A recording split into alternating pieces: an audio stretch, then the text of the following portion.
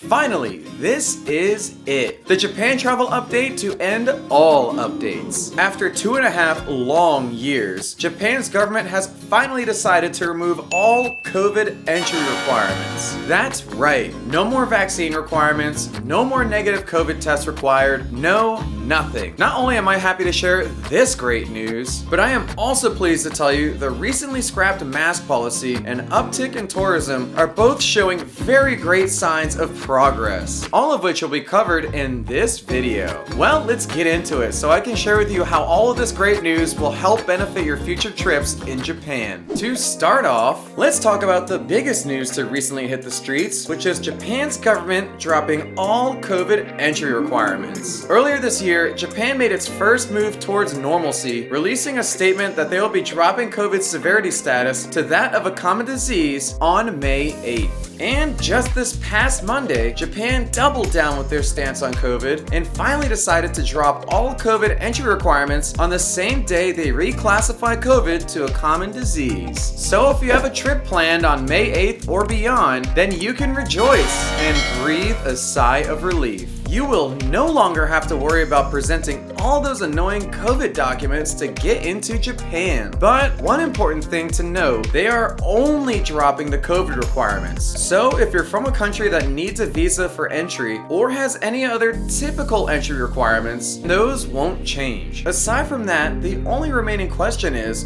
what will happen to the brand new Visit Japan website? And my initial thought is the Visit Japan website will definitely be around to stay. The only thing that they're going to do is remove the COVID requirements from that page. Visit Japan website has definitely streamlined the normal processes in order to get into the country, which is the immigration and customs piece that every country requires. But as always, I'll be right here to keep you updated in case there are any unforeseen changes. And next, in one of my recent Japan videos, I shared the news that Japan would be dropping their old mask policy on March 13th. Although it was never an official mandate, it was recommended that people wear their mask pretty much all the time indoors and even outside under certain circumstances. Well, in case you haven't noticed, March 13th passed quite a while ago, and I have been closely observing if people have been ditching the masks or not. And I'm happy to tell you I have seen a considerable drop in the amount of people wearing masks since the government scrapped the policy almost a month ago. But I would say the majority of Japan has still not fully embraced ditching their familiar clothy friends just yet. And with such a cautious and collective society like the Japanese, I am not surprised, honestly, as there are many reasons that could lead people to keep those masks on just a little longer. While not many, some residents could still be cautiously afraid of the virus. I mean, we are talking about a country where almost 40% of their population is over the age of 60. But after talking to a few Japanese people about the topic, most have said they either keep their mask on out of consideration for others,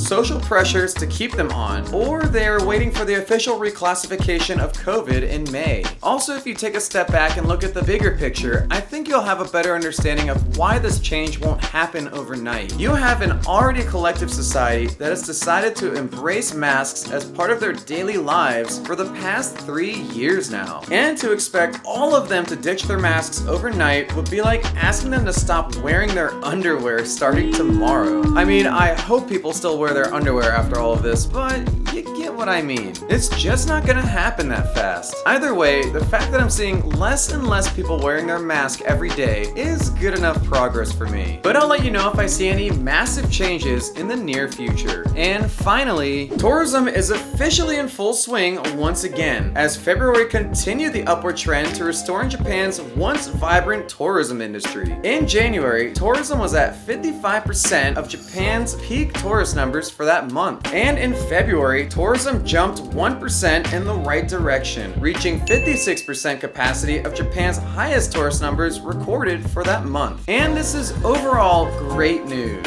because even though all the tourist hotspots might get a little more cramped with all these people flooding back in, this substantial increase in tourism spending will help revitalize a once desperate and failing tourism industry. And with the tourism industry feeling a sense of rejuvenation, you can expect an increase in flights, hotels, hotels, and so many more tourist services meant for you. And with the COVID entry requirements going away very soon, I'm interested to see if there will be another big jump in tourism in the coming months. Comment below what you think will happen. But now that Japan is returning to normal, it's time to plan your trip. Check out these videos right here to see all the things to do in Tokyo. Join our community Discord in the link below and subscribe so you can see all the Japan content I have in store for you. Well, that's gonna do it, and until next time, I'll see you then.